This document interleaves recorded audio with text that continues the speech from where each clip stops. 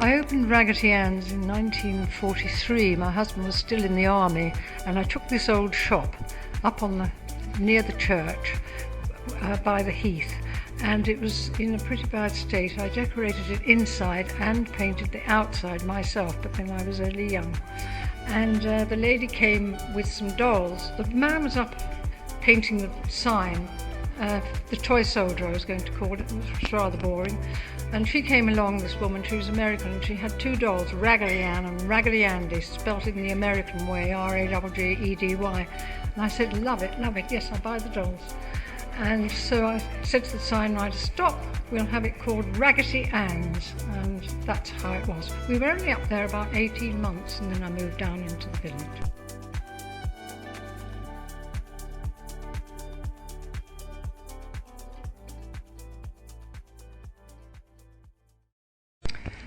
This was a fashion show which was held at Raggedy Ann's at 5 to 7 Tranquil Vale, where Starbucks is now.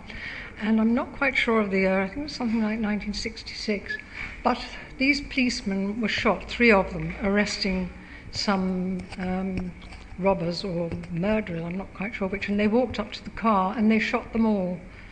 So this was held to get money for the wives of the 3 policemen, because it was quite a shocking event. And I had a proper catwalk, and the picture you can see here actually went around the world about the fashion show for the policemen. I can't remember how much we raised. It probably wasn't very, very much. But on the other hand, we displayed a lot of clothes, so it was helping me to sell clothes as well. The closing of the toy shop was in 1992. And it was a very sad day, because the toy shop had been open for 50 years, and it was my husband's life. He just adored it. He used to restring rackets, tennis badminton, squash, things like that. And unfortunately, we didn't do very well in the toy shop, which was quite surprising, and had to close it down. I can't give you the reasons for that because it's too personal.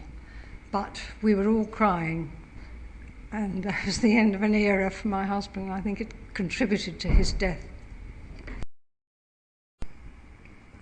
These are children having their shoes fitting on this wonderful train, which was a wooden train made by Startrite. We did actually have a nicer one in the basement, Raggedy Ann's at 5 to 7 Tranquil Vale, which my husband made, and it had a signal and a noise of a train, and it was much more intimate, whereas this was a very posh train. However, it was very good for measuring the child's feet, because they'd be amused by the sitting on the train, and we were able to do that.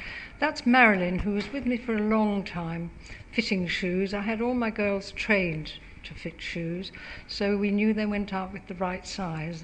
Those were a crowd of customers, probably mothers of the children, and you've got the directors of Startrite Shoes there. It was quite an occasional day. We were given a very prestigious award for services to Blackheath Village, which was going to be in the concert hall, but unfortunately we were away, so it was held in shops, sisters and daughters. And we were presented with this certificate, of which only 3 had been presented before, for services to Blackheath Village by Lord Altrincham, Mr. Grigg, who died about a year ago. And Ken Bound, who was the chairman of the Blackheath Society, was also there. My husband and I sang a little song that we'd written, thanking people for coming, which was probably quite ghastly, but we thought it was rather funny. How did it go? How did it go? Oh, no, I wouldn't sing it. No?